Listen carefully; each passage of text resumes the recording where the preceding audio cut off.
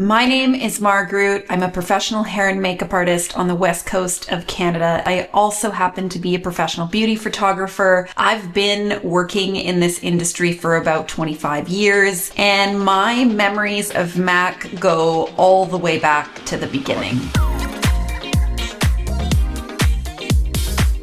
This is about the best pro discounts on the planet. Where do I get all of my professional tools and products, and which brands really do consistently show up for professional artists? Not all brands do, and not all brands are great at supporting the artistic community. We're starting with the best of the best. In my opinion, MAC Cosmetics delivers one of the best pro programs for professional hair and makeup artists globally. MAC happens to have an incredible legacy that I believe we need to preserve and protect. If you came up as a makeup artist in the 90s or 2000s, you knew about MAC. Some of the best artists I have ever had the pleasure of knowing and working with came from MAC. There was just nothing that could compete with it. It was founded originally by the two Franks. They really set the tone for what MAC would become. In my opinion, no makeup brand has quite been able to do what the two Franks did in terms of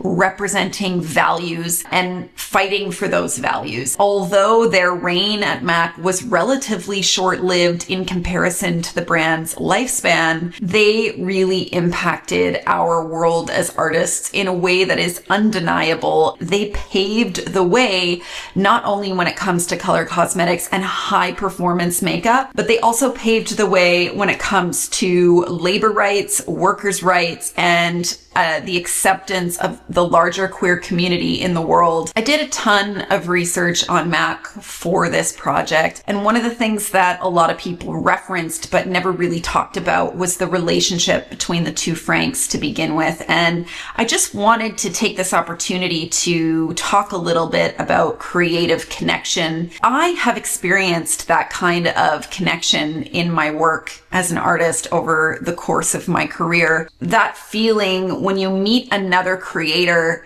who you just click with. The two Franks were in love. They were a couple, but they were also creatively in love, and that showed up in everything that MAC did. And not a lot of people have talked about what it means when you find a collaborator that is not afraid to go with the flow of what the two of you create together. I have experienced that in my career where I've had the most incredible friendships. I've never fallen in love with anyone I've worked with, but I have had the most incredible creative connections. And there is just something magic when two people meet and have a vision, and both of them just sort of let go of any filters or any chains to create that vision. And I really do think that the two Franks met and magic exploded, and the result of that is MAC. When you're out working in the world as an artist and you meet a collaborator, you meet someone you truly click with who really gets you, never take that for granted. It may not last forever. And I've certainly felt the drop or the crash when a creative relationship falls apart. It requires vulnerability. It requires surrendering. That creative collaboration that you feel with another human is one of the most magical parts about this job. It's incredible. And if you ever have an opportunity to experience that, I really hope you do. I just want to give a shout out to Johnny and Kevin from the Beautiful and Bothered podcast. They did one of the most interesting deep dives of the history of MAC, and they even covered some of their opinions on why they feel MAC has kind of lost the plot or recently lost the plot and is kind of gaining ground again. We wouldn't be artists without acknowledging the elephant in the room, which is MAC's eventual sale to Estee Lauder. But there were some elements of the story that I didn't know about that Johnny and Kevin go into on their podcast. MAC actually sold a year after one of the Franks passed away, and I think there was a lot of grief involved in that sale. I struggle with this all the time. I struggle with the conflict of who to boycott, who to support. We have to acknowledge that this is a capitalistic society, and we have to balance our art heart and our activism with our viability. One of the main reasons I've made the decision to support MAC is because I do think that the legacy of the two Franks needs to be protected and it needs to live on. If you're going to boycott MAC, I highly recommend emailing them as a professional in this industry to tell them why. MAC needs to know that the legacy of protecting and championing queer rights is worth it. MAC needs to know that the legacy of inclusivity is worth it. That labor rights and freedom of expression and the freedom to love who you choose is absolutely important to us as a consumer base. And as professionals, we have more power than we know.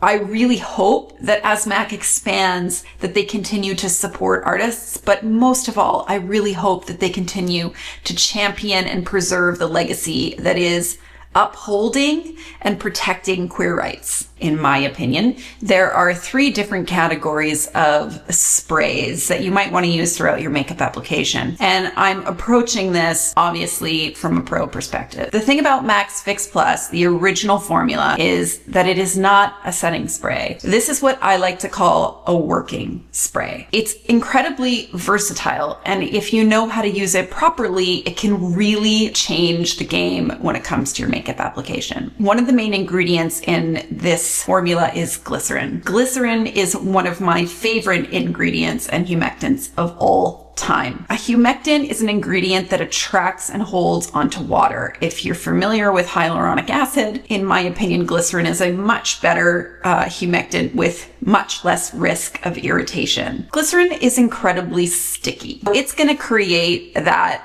tack that you will want when you're using cream-based products. Depending on how you like to work as an artist, for the first 20 to 40% of your application, this is one of those products that can help maintain that tackiness, but also meld ingredients together. It's also a wonderful spray for getting rid of powder residue or really creating that skin-like effect before you go in and seal it. This has been in my kit. Oh my gosh, I don't even know how long. It's something I definitely don't like to go without. If you're familiar with the sort of viral sensation, the Delba setting spray, I prefer Fix Plus. I think it works on more skin types. I much prefer the fragrance of this, and yes, there is fragrance. For me, the fragrance is very nostalgic because I've been using it for so many years. It's a bit like Cinema Secrets. Everyone hates the smell of Cinema Secrets. I actually love it. It like takes me back. I don't know.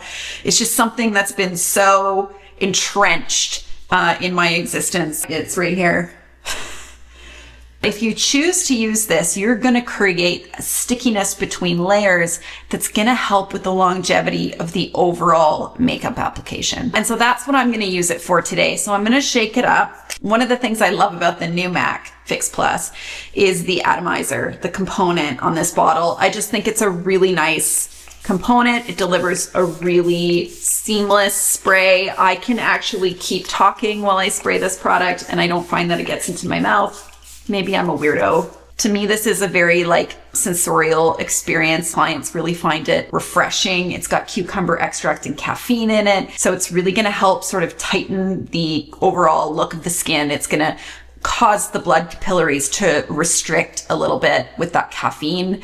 And the cucumber is going to calm redness. So now that I have a little bit of tack from my skin prep and from the MAC Fix Plus, I'm going to go in with a original OG, the MAC Studio Radiance Face and Body. In recent years, this has been reformulated. I like the new formula. I don't find it as film forming as the old formula. The old formula, the way that MAC employees would train you, and it was to actually spread it over large areas. One of my artists on my team doesn't like using this on the face, hates it on the face, but loves it on the legs. And so she calls it MAC Legs, MAC Legs and Body. It's one of my favorite foundations of all time. And the reformulation is good. It's not the original, in my opinion. You really have to make sure you shake it up. I think that this is a fabulous product for your kit. I think it's particularly fabulous for bridal, especially on clients with dry skin or mature skin. I've never put this on a mother of the bride or groom that has disliked it. And the reason I really like this product is because it also mixes really well with a lot of other foundations. foundations. If you want to thin a foundation down, if you want to make it have less coverage or a more glowy effect, this is one of my favorite products to do that with. It is very rare that I apply a foundation by itself, like straight onto my face out of the bottle. I'm such a mixologist. It's one of the reasons I love makeup. You can also build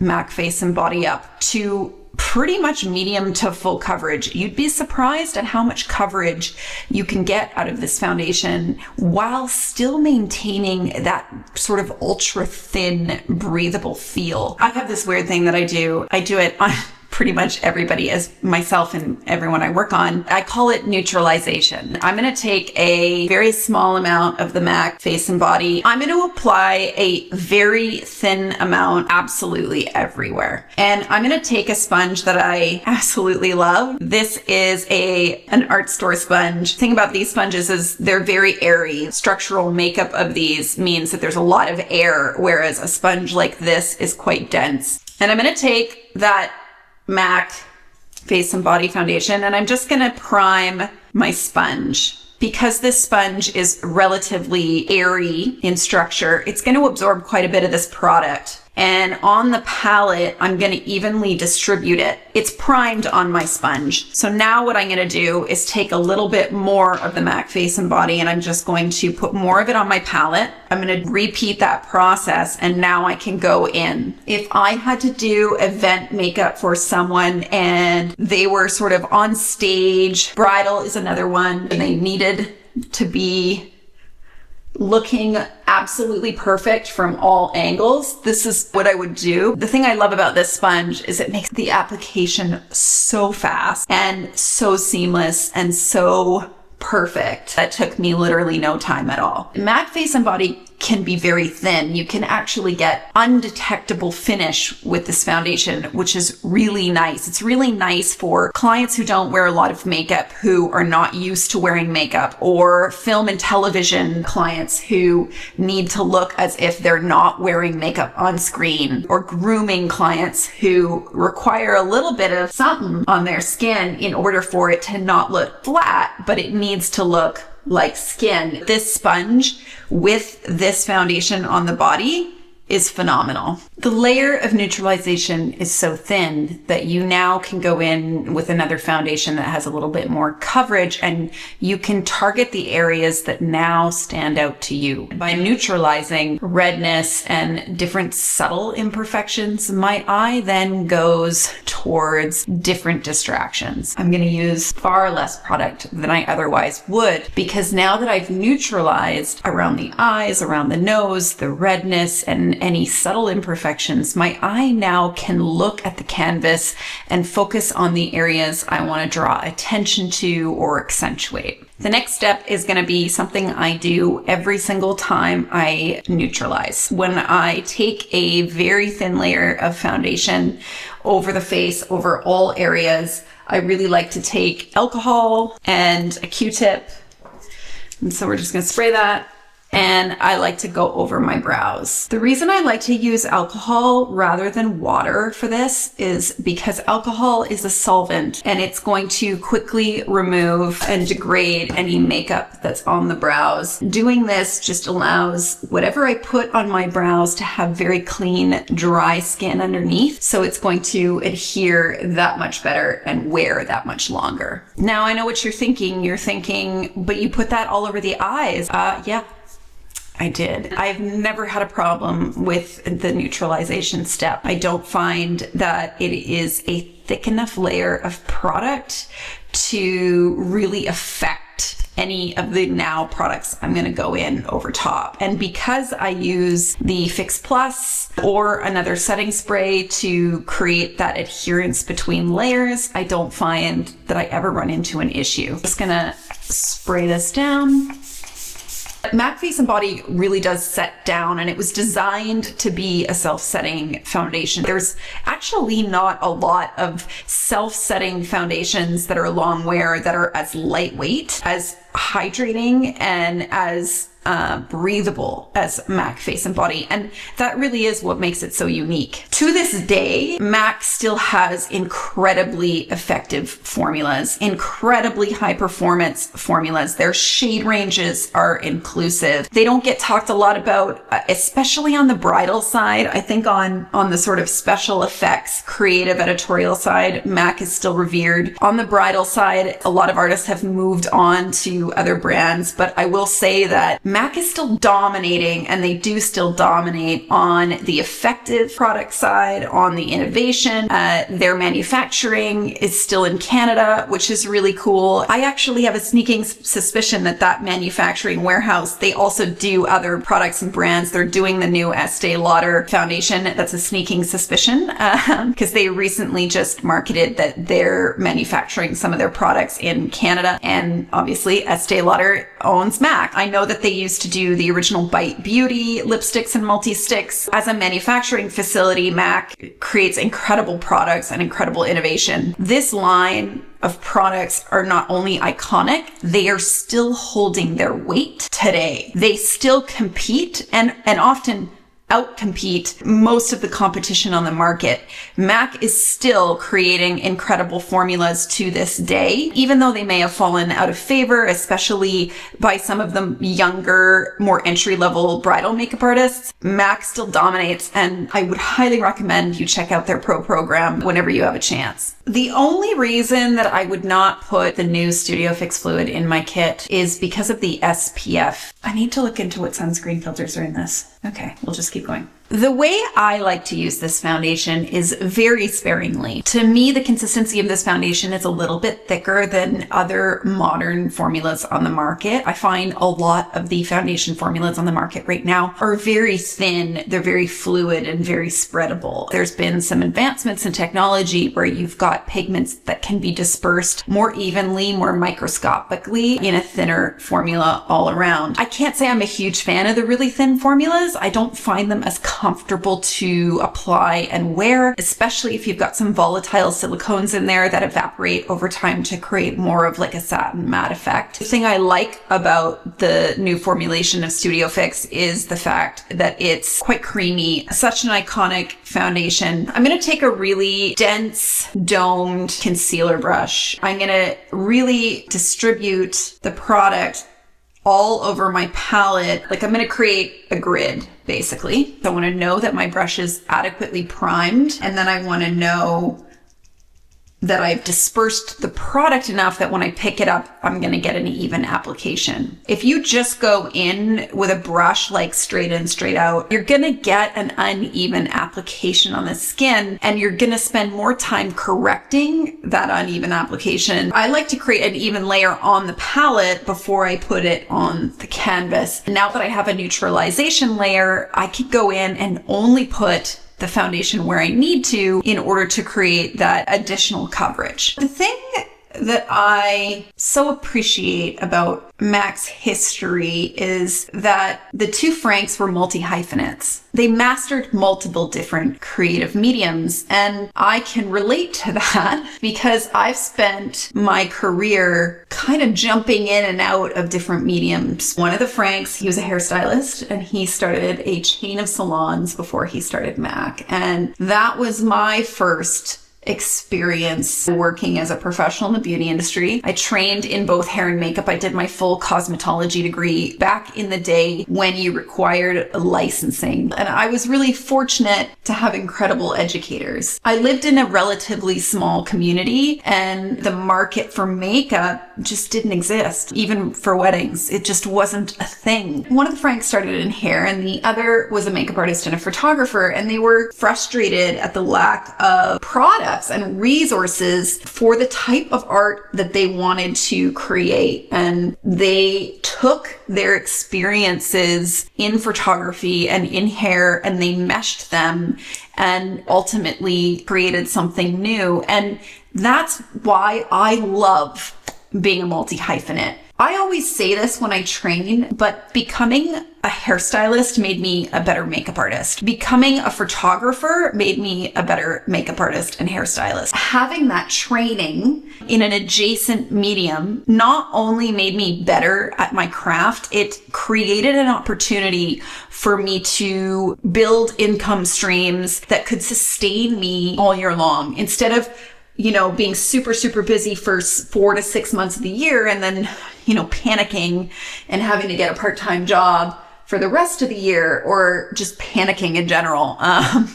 Not only is it insurance to be able to be sustainable and protect your viability as an artist, but it's also going to give you a different perspective. That's what the two Franks did. They took elements of their experiences and they made MAC. We're all better off because of it. So I've taken the product from my palette and I've really lightly gone in and just sort of finessed additional coverage where I felt I needed it. For me, like when I work on myself, one of the things that I never do is I never apply concealer under my eyes, because once I've neutralized and once I've gone in and built additional coverage, I just don't feel like I need it. It's okay for you to feel like you don't need it. Like, yes, I have blue under my eyes. To me, when I brighten the eyes beyond belief, I feel like I lose a part of my personality. Don't be afraid to decide what you think is beautiful. You get to make that decision as a consumer, but also as an artist in your own work. You get to decide what you like. There's too much education online right now where artists are giving blueprints and recipes and step-by-step guides instead of teaching artists how to think for themselves. I want to help you develop your process, develop your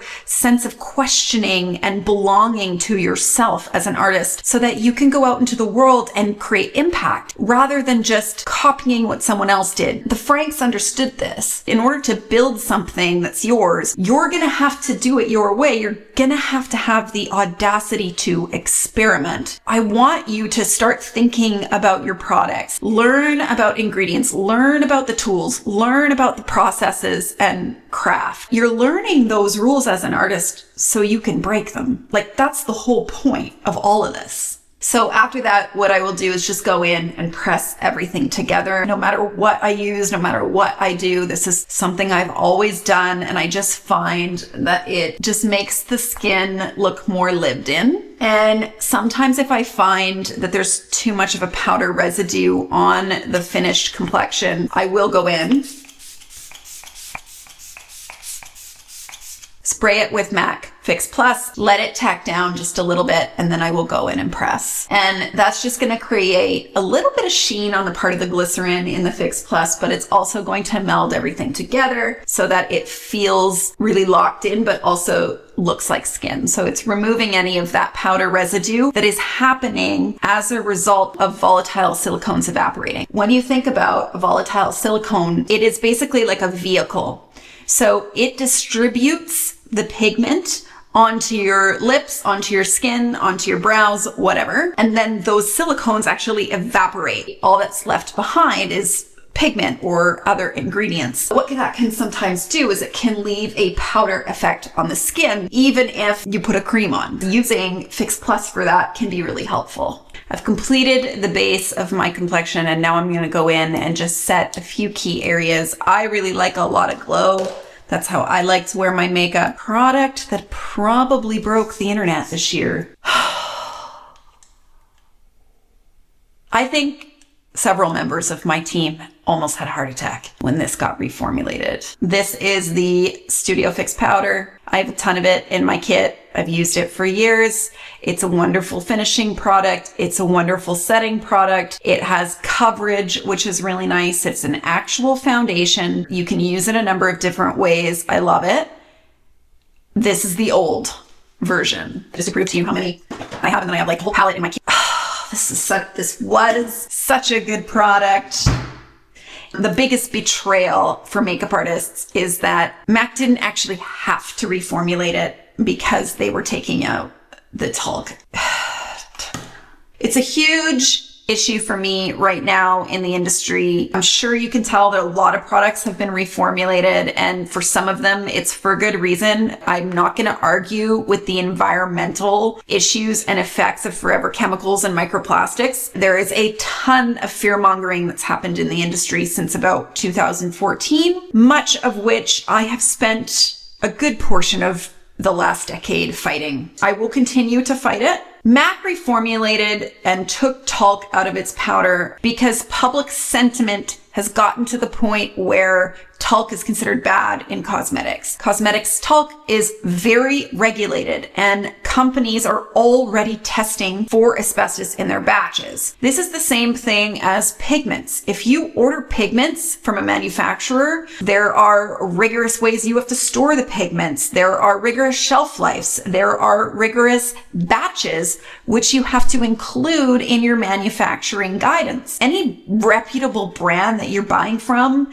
is using safe talc. They have an actual certificate that states that that talc was tested and is safe. It's not just like a willy-nilly thing. Consumers have now become so concerned about talc, which is unfounded. I'm going to guess that these brands have data to support this. I really hope they have data to support this. What I would have loved to have seen was for MAC to introduce a new powder and to keep this one. There is an entire industry that is being affected negatively by this for unnecessary reasons. This was an iconic product. I hope that someday they bring it back. I hope that this is not a waste. It's a ton of money to reformulate an iconic product and roll it out. An unnecessary reformulation, in my opinion. It could have been done a little differently. It was an opportunity to introduce a new SKU into the line, which is a way to grow, especially if they were still seeing consistent sales with this. I want a powder with talc.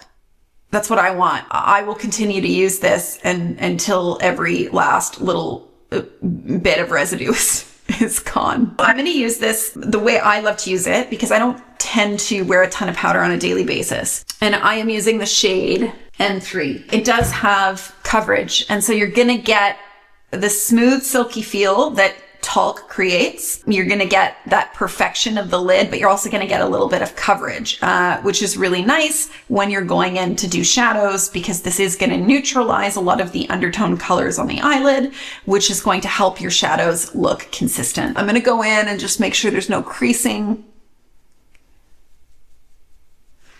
And then I'm just going to go in and set this. And I kind of go everywhere.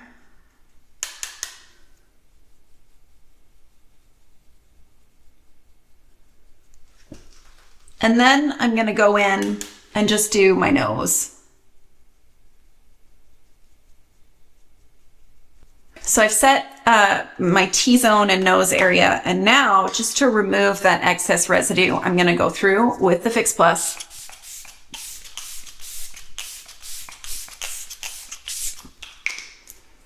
And spray it again. Moving on to brows, MAC has a brow stylizer. It's the eyebrow styler, and this is in the shade Stylized. This is a gray taupe. This is one of the areas I do wish MAC would expand. I wish they'd expand their brow products. When I'm using a styler like this, where it's relatively waxy, relatively dry, I like to brush my brows down first. Because this one's relatively dry, I tend to use it on clean brows, clean skin, because otherwise, if I do put like a glue or a fiber type product on there first, I find that it balls up. So I'm just going to use the styler to just kind of quickly fill this in.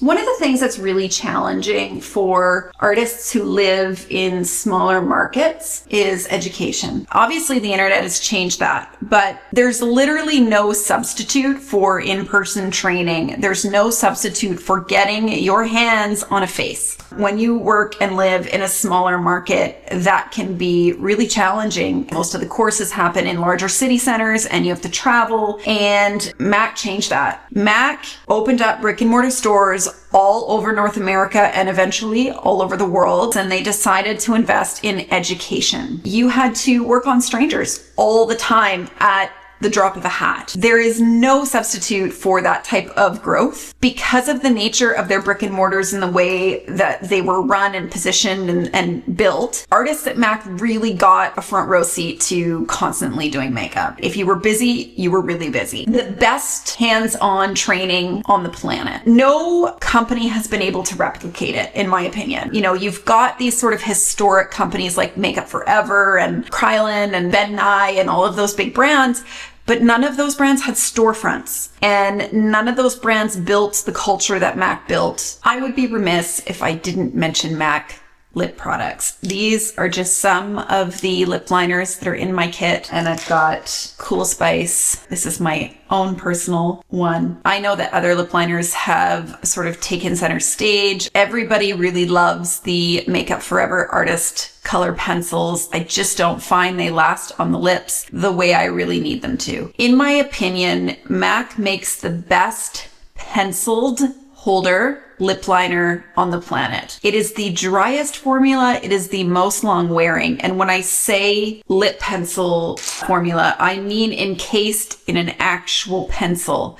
There are a few different components or vehicles by which to deliver a lip liner. And generally speaking, long wear formulas, they just aren't in pencil components because the volatile silicones make it really difficult to encase them in a porous product. I feel like I can get these incredibly sharp. They last a really long time. The colors are incredible. Their color range is super inclusive. I just find that MAC has basically perfected the pencil lip formula. And as you guys know, I did a short video on lip gloss and just how versatile this product is. Product is not just a gloss. It is a sealant. It is a film former, and it can make all of your other products last. I am wearing Ruby Woo right now, and I've added the tiniest touch of lip gloss on top to make this lipstick more supple and wearable. The original formula is quite matte. I'm about to turn 43, so things don't wear on my lips quite the same way as they used to. And I find just adding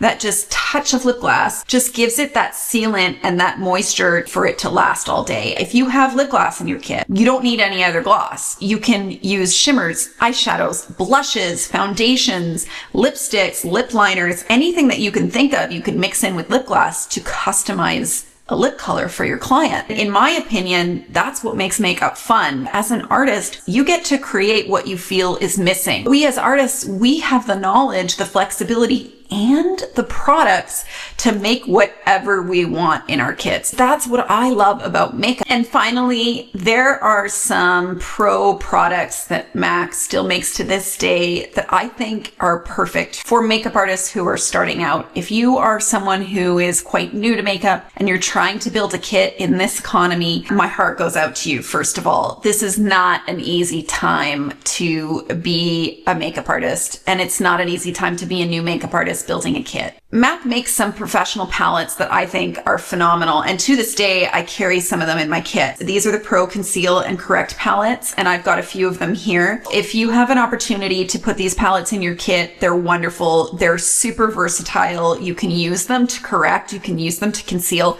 you can also use them for bronzer and contour. I do it all the time, and the shade range across the palettes is really incredible.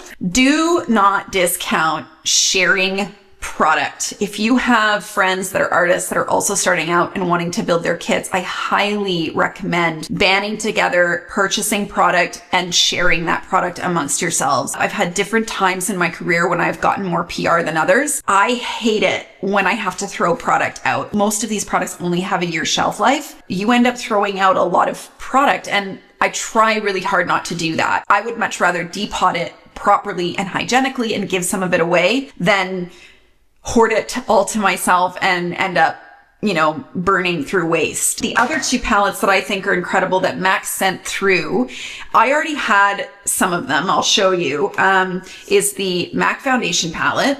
This is it here.